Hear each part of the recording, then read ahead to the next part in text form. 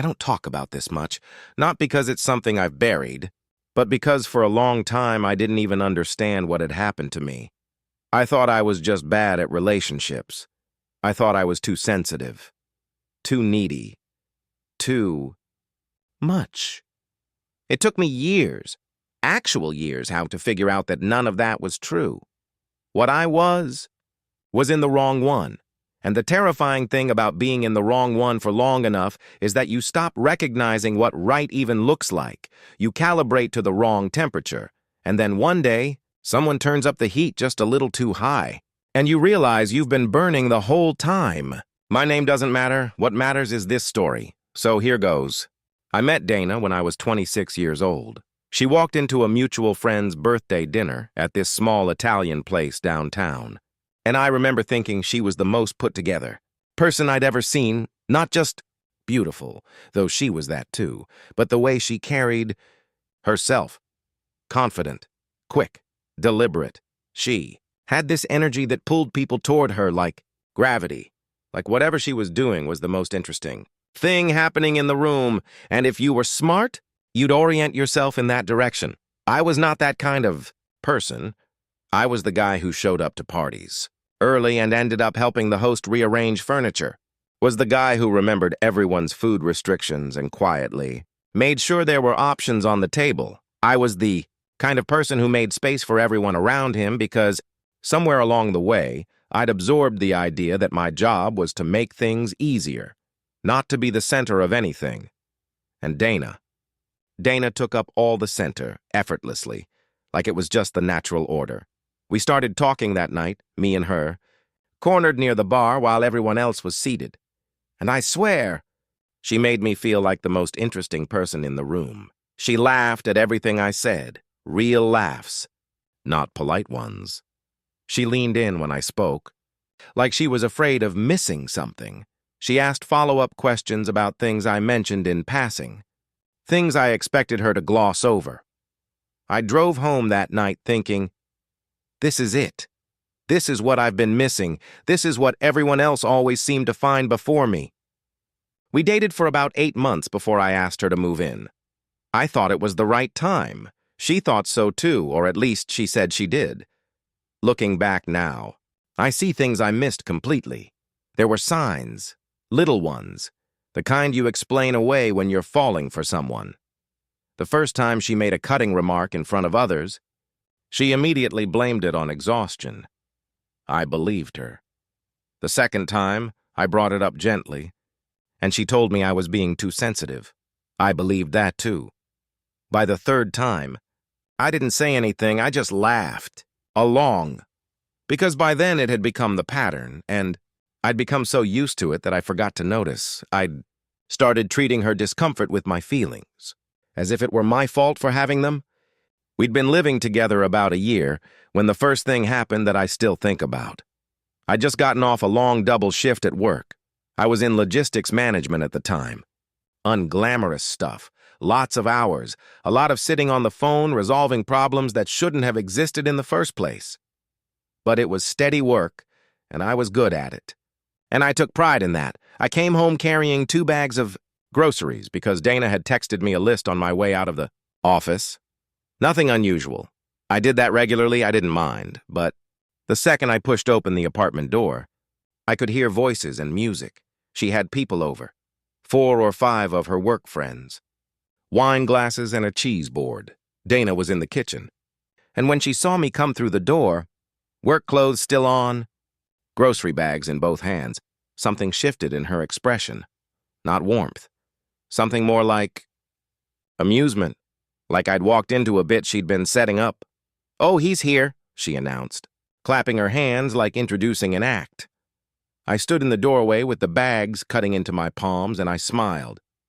"He does this every time," she said, gesturing at the bags, cutting right over me. I text him a grocery list, and he just materializes. Like some kind of golden retriever that figured out DoorDash. Everyone laughed. Not politely, genuinely. I set the bags down and said, "Good to meet everyone."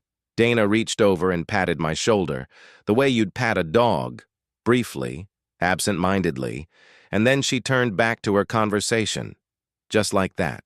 like I'd come in, served my purpose, and was free to disappear. I went to the bedroom and sat on the edge of the bed for a while. I told myself it was fine. I told myself she was just being playful. I told myself I was reading. Too much into a throwaway moment. But something in me, something quiet, something that had been watching patiently for a long time, wasn't convinced. Something had cracked, and I didn't know yet what it was. The weeks that followed were normal. Normal for us, I mean. Dana had this loud, consuming personality that filled every room she walked into. Was good at making space for that. I thought that was what love looked like, making room for the other person. I did most of the cooking. I handled the bills.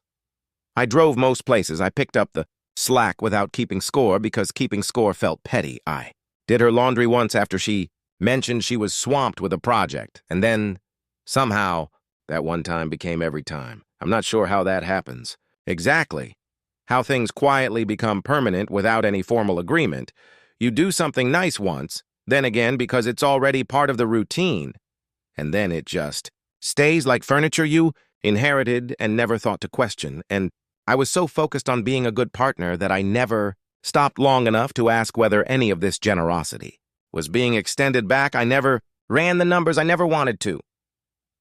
Running. The numbers felt like accusation, like I was building a case against someone I loved. So I kept the books closed. There was one particular evening I keep returning to. It had rained all day, the steady, gray kind that makes everything feel slow and muffled.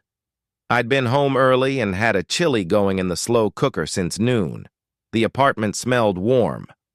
We sat down to eat, and almost immediately Dana had her phone out, not glancing at it, actually on it. After about 5 minutes, I said, "Hey, I kind of wanted to tell you about something going on at work." She put the phone face up on the table, which was her version of giving me attention. I told her about a supervisor who'd been throwing me under the bus in front of the team. It wasn't dramatic, but it had been sitting in my chest for weeks. She listened for about 45 seconds.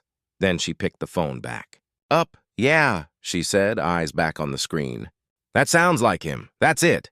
4 words for something I'd been carrying for 2 weeks. I finished eating in silence. Told myself she was tired, told myself it wasn't a pattern, but it was. I just didn't want to call it one. The moment everything changed wasn't dramatic, at least not at first. It felt small, routine, almost. It was a Thursday night. Dana had 3 of her closest friends over: Melanie, who I liked well enough; Britt, who I'd only met a few times and always found slightly brittle; and Kara, who was newer to the group, quieter than the others, someone whose name I'd heard more than I'd actually spoken with her. They were in the living room, wine open, music low, the kind of easy familiarity that only exists between people who have years of history together. I was fine with that. I genuinely was. I'd come home, changed into comfortable clothes, poked my head in to say hello, asked if anyone needed anything from the kitchen. They thanked me, said they were good. I went to make myself something to eat, and then Dana started talking. I was just on the other side of the kitchen island, not out of earshot, not even around a corner, just separated by a countertop and a few feet of open space. She just started. "You know, he called me from work the other day," she said. Her voice was light, conversational. He was having one of his anxiety things. I went completely still, had a cutting board in front of me and a knife in my hand, and I set the knife down very carefully without making a sound. "I had a major presentation in an hour," she continued, "and I'm literally sitting in my car in the parking garage going, okay, just breathe, trying to walk him through it." A couple of them made sympathetic sounds, for her, for the inconvenience of being on the phone with me. And then last week, I'm not making this up, we watched a movie and he actually got emotional. A little pause for effect. "Like tears." Britt said something. I couldn't make it out fully, but it had the rhythm of a punchline set up. Dana laughed. "I know.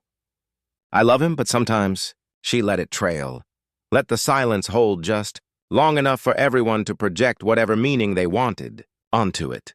And they did. I heard the sounds of it, the knowing. Hmms, the gentle laughter, the communion of people, sharing the burden of someone who felt too much. I stood in the kitchen, completely.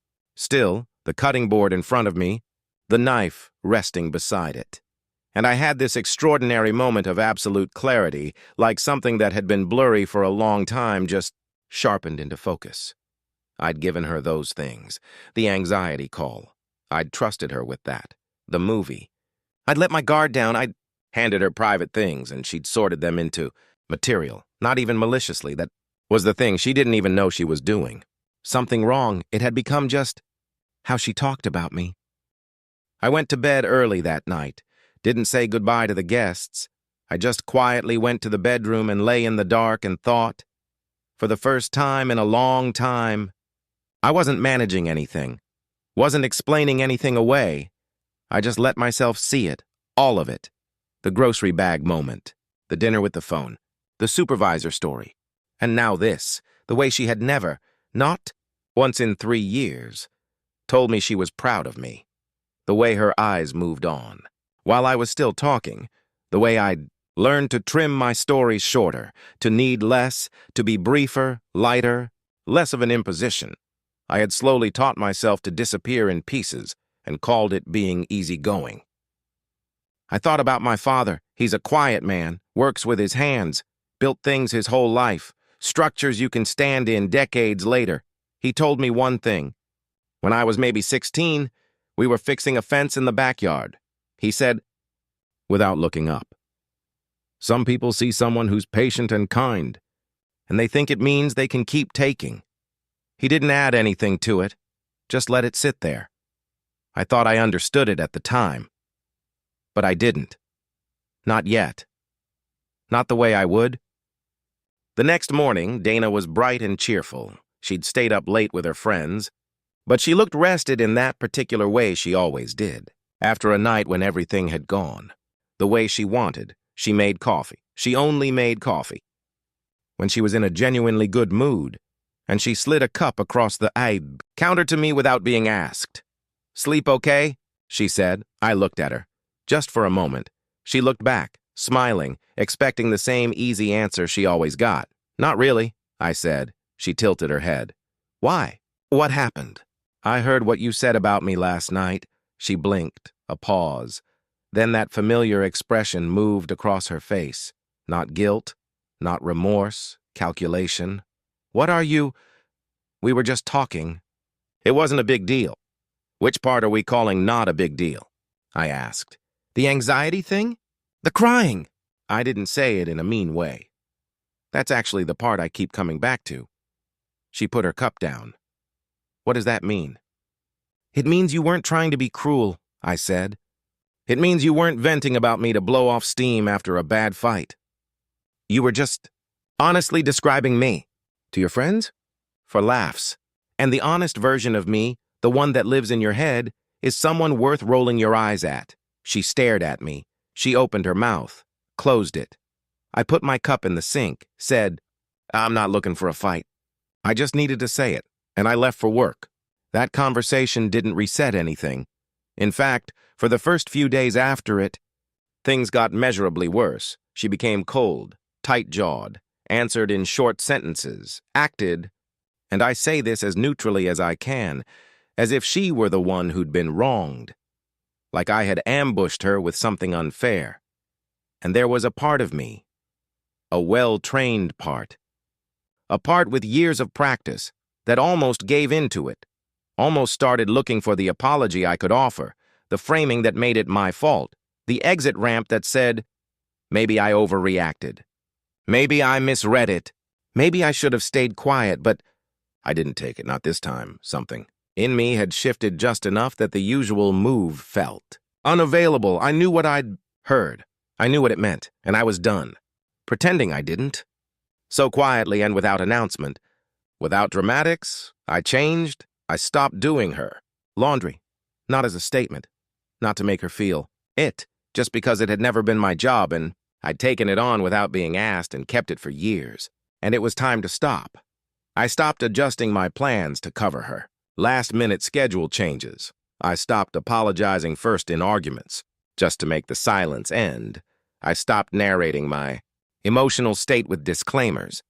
I know I can be a lot sometimes. Phrases I'd developed as a preemptive defense mechanism, phrases that were so automatic I barely heard myself saying them anymore. I stopped being extra. I stopped manufacturing calm. I just started being regular, showing up for myself in the ordinary ways I'd been showing up for her, and the effect was interesting. About 2 weeks in, I was on the phone with my older brother. Just the usual catch-up call. We were laughing about something ridiculous our cousin had done. At a family thing. Dana came home and walked into the living room and stopped. She just stood there in the doorway for a second, waved at her and kept talking on the phone. She set her bag down, made herself something in the kitchen. When I got off the call, she said, in this oddly careful voice, "You seem good." "Yeah," I said. "Pretty good day." She nodded, waited a beat. "You've been different lately." I looked at her. Different how? She shrugged, but it was a shrug with intention behind it. A shrug that was actually a question. Just more, in your own world. More settled. I thought about how to answer that. "I think I've always been this person," I said. "I just used to channel most of my energy toward keeping things smooth for you, and I've stopped doing that." She didn't say anything for a long moment. "Is this because of the other night?" she said. "What I said to the girls?" "It's because of a lot of things," I said. "But sure, that's part of it." She nodded slowly, and I could see her recalibrating, trying to figure out what move came next, what would bring things back to the arrangement she was used to, and I watched her work through it and felt, for the first time in a long time, like I was actually in the room, like I had weight again. It was a strange feeling, but it wasn't a bad one. She tried the dinner approach a few weeks later, her idea. She booked a nice place, the kind I liked, but we never went to because she preferred somewhere trendier. She wore the green dress I'd mentioned once, a long time ago, that I thought was beautiful. She was charming and attentive throughout the whole meal, asked about my work, touched my hand across the table, and I sat across from her and felt something I hadn't expected. Sadness, not anger, just a deep, quiet sadness, because it was a good dinner. She was being exactly who I'd always wanted her to be, and I couldn't let go of the knowing. This is the version that shows up when she senses distance. This is the version that arrives when access feels threatened. Not when I need her. Not when I'm on the phone in a parking garage, having a panic attack. This version only appears at the edge of loss, and I thought, this isn't love adapting. This is losing access to something. Convenient. There's a difference, and I couldn't unsee it. The actual ending came from outside, not from a fight, not from some final moment between us, from a voice I hadn't expected. Kara, the quieter one from that Thursday night, reached out to me about a month later. We weren't close. We'd spoken maybe 4 or 5 times total, and never about anything more. Personal than mutual friends and surface level, small talk, but she sent me a message, asking if she could be honest about something. Said yes. She called. She led with an apology. Said she'd felt uncomfortable that night and hadn't known what to do and had been thinking about it ever since. I told her I appreciated that. She took a breath, and then she said, "I want to tell you something because I think you deserve to know it. Dana talks about you like that regularly, not just that night. It's kind of how she describes you to people. The sighing. The careful explanation she gives her friends about why you are the way you are. The way she says, 'I love him,' but like the first part, is just a formality before the real thing she wanted to say." I sat with that, just breathed through it. "How long has it been like that?" I asked. "Longer than I've known her," she said. I thanked her. I meant it. I wasn't angry at Kara. I wasn't even angry at Dana exactly. I was just done. There was a completeness to it. Like a question I'd been carrying for years had finally been answered. Not in a way that felt good, but in a way that felt true. And truth, even the painful kind, has a strange quality of relief to it. I moved out 6 weeks later. I had the conversation with Dana in our living room on a Sunday evening. I was calm. I didn't perform pain. I didn't speak in accusations. I just said plainly that I didn't think we were built for each other, that I'd tried to be the partner she needed and I didn't think she'd really tried to be the partner I needed, and that wasn't sustainable for either of us. She cried, hard, said she didn't understand, said I was throwing something away that could be fixed, said she'd go to therapy, she'd change, she'd be different. And I want to be honest. I don't think she was performing. I think some part of her genuinely meant it. But I also know that this was the same version of her that appeared at that restaurant, the one who showed up at the edge of loss. And by then, I had enough clarity to know the difference between someone changing because they'd grown and someone promising to change because they didn't want to lose what they had. Those are different things. One comes from inside, the other comes from fear. I wished her well. I packed my things. I left. The first month alone was strange, not hard exactly. Strange, like re-entering a house you grew up in after years away, familiar in structure but everything in the wrong place. I kept catching myself running the old programs, pre-apologizing in my head for decisions that only affected me, editing things I was about to say, making them smaller before they even left my mouth. I'd spent years calibrating to someone else's comfort. And now, there was no one to calibrate to.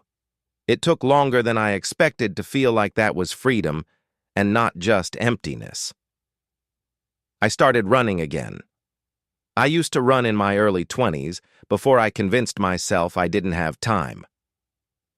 Before the relationship, before the long shifts, before I'd restructured everything around someone else's needs and called it love. The first week was brutal, half a mile and gasping, but I kept going.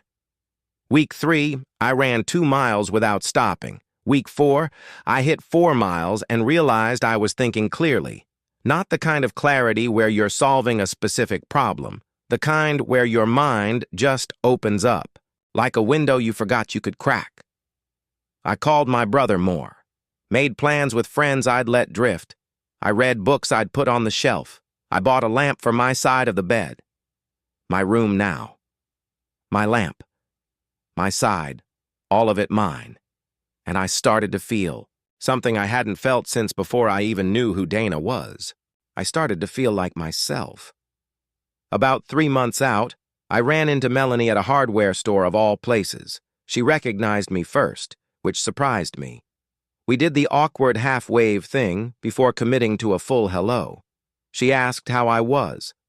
I said honestly, genuinely good. I heard you and Dana split, she said. I nodded. She smiled, but it was a complicated smile, the kind that's holding something back. I was a little surprised, honestly, she said. Not that it happened, just that it was you who ended it. I tilted my head slightly. Why? She hesitated. You always seemed so patient, she said, like she was choosing the word carefully. I was. She nodded. Good for you, she said. And I think she meant it. We said goodbye, and I thought about that word the whole way home. Patient. Here's the thing about patience. People mistake it for weakness. They see someone absorbing discomfort without exploding, and they think, good, he can take it. Keep going. And for a long time, I thought I was being strong, mature, the bigger person, not making everything a fight. Rising above. All those phrases people use to dress up self-abandonment as virtue. But there's a version of patience that's actually just slow erasure, where you've spent so long not reacting that you've disappeared from your own narrative, where you've hollowed yourself out so thoroughly to accommodate someone else that you don't even notice when you're being used as a punchline because you've stopped occupying space, you've become background. I had spent 3 years making myself easy to overlook and called it love. That's not love. That's a performance of acceptability. And I'd been performing it so long I'd forgotten I was performing. There's something I want to say to anyone who recognizes any of this. Not the dramatic stuff, not the living room moment, but the quiet ones. The moments that happened in the kitchen, in the car, in the pause after you said something true and watched the other person's eyes move on. If you've ever edited yourself mid-sentence, if you've ever made a joke about yourself before they could, if you've ever said, "I know I can be a lot sometimes," and not even believed it, just said it reflexively as a toll you pay to be accepted. If any of that sounds familiar, those are the moments I'm talking about, because those are the ones that compound. Not the blow-ups, not the public humiliations, the daily exchange of self for the comfort of not rocking the boat, the systematic teaching of someone else that you don't require care, the accidental construction of a relationship where you are always the one who manages and adjusts and absorbs, and they are always the one who receives. If you're in that exchange right now, pay attention. Not because leaving is the only answer, not because every relationship with imbalance is unsalvageable, but because you deserve to at least see clearly. You deserve to look at the actual math of what you're trading. Without the filter of love or hope or the fear of starting over, just the math. What are you giving? What's returning? Not in some cold, transactional ledger, but in the simple, honest sense of, do I feel more like myself here or less? That's it. That's the whole question. Do I feel more like myself here or less? About 8 months after moving out, I went on a date. I'd set a personal rule. 6 months of just me. No dating apps, no setups. Just running and reading and cooking actual. Meals and calling my brother and remembering what my own company felt like. But a friend pushed me, said I'd been solo long enough and he wanted me to meet someone, gave me just enough information to be curious. Her name was Renee. She was a landscape architect. He said she was funny in a dry way, that she didn't perform. Warmth, but had plenty of it, and that I should just go, just try it, just have dinner with no pressure and see what happened. I went. I was nervous in a way I hadn't expected. Not the anxious kind of nervous, just the quietly vulnerable kind, like stepping back out into weather after a long time indoors, not knowing yet if the temperature will be kind. She was exactly what he described. Dry wit, direct eye contact. She asked good questions and waited for full answers. When I said something that surprised her, she said so. When she disagreed with me, and she did twice, she said it plainly. No softening it into passive questions. Just, I actually think you're wrong about that. Here's why. I found it extraordinary. Not because it was harsh, but because it was honest, and I'd forgotten what it felt like to be across from someone who wasn't running everything through a filter of how it would land. I drove home from that dinner with a feeling I hadn't had in so long I'd stopped expecting it. Ease, actual ease, not the performed version, not the relief of successfully managing someone's expectations, just ease. Like the whole evening had been a place I was allowed to take up space. We've been seeing each other for a few months now. I'm not going to package this into a clean ending. Life doesn't work like that, and I've spent enough time pretending it does. But I'll say this. Something has changed in how I see things, how I calibrate. I notice now when someone makes room for me versus just tolerating my presence. I notice the difference between laughter that's shared and laughter that's directed. I notice the way I feel after a conversation. More like myself, or less. These are measurements I never thought to take before. I just accepted whatever the climate of a relationship was, assumed it was fixed, assumed my job was to adjust and adapt. I didn't know that I was allowed to want things, to take up space without apologizing for it. And now I know. And once you know something like that, really know it, from the inside, it becomes the lens you see everything through. My dad asked me once, months after all of this had settled, whether I had any regrets. We were on the phone. He'd heard the broad outline of things and hadn't said much, because that's not how he operates. He listens, he holds things, and then, when enough time has passed, he asks one good question, whether I regretted any of it. I sat with it for a real minute. Because the honest answer surprised me a little. Not really, I said. I don't regret loving Dana. I don't regret the years or the effort or the ways I tried. I don't even regret staying as long as I did. Because I think I needed the full arc. I needed to stand in that kitchen and hear my private vulnerabilities converted to entertainment.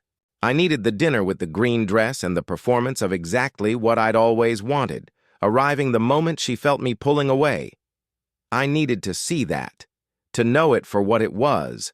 I needed to sit in my car in the parking garage running the math. I needed to make the quiet decision, to stop, to reclaim, to step back into my own story. Without the full arc, I might still be adjusting, still trimming, still laughing at things that weren't funny. I needed every piece of it, not because the pain was valuable, but because it was the price of finally seeing clearly. I go running on Saturday mornings now, early, before anyone else in the neighborhood is awake. Just me and the pavement and whatever's playing in my headphones. And sometimes, about 2 miles in, when my lungs have stopped fighting me and my legs have found their rhythm and my mind has gone quiet, and open the way it does when the body takes over, I'll think about that night, the kitchen, Island, her voice, the grocery bags, the moment I stood, completely still and understood. And instead of the cracking feeling I used to get when I thought about it, I feel something else, something like gratitude, not for her, not for the hurt, but for what came after, for the version of myself on the other side, the one who knows what he's worth, the one who stopped performing ease, the one who bought the lamp and reads as late as he wants, the one who calls his brother for no reason, the one who went on that dinner and felt ease, actual ease, without having to earn it. That person, I'm glad I found my way back to him. If you're in the middle of something right now, if you're standing in a doorway somewhere, I'll ask you the one question that cut through all the noise for me. Do I feel more like myself here or less? Ask it honestly. Let the answer be honest, not the answer you want, the real one, and whatever it is. Trust it, even if it's quiet, even if it's inconvenient. Trust it, because you already know the answer. You've known it longer than you've been willing to admit. I still run 4 miles on Saturday mornings. I've got the lamp on my side of the room.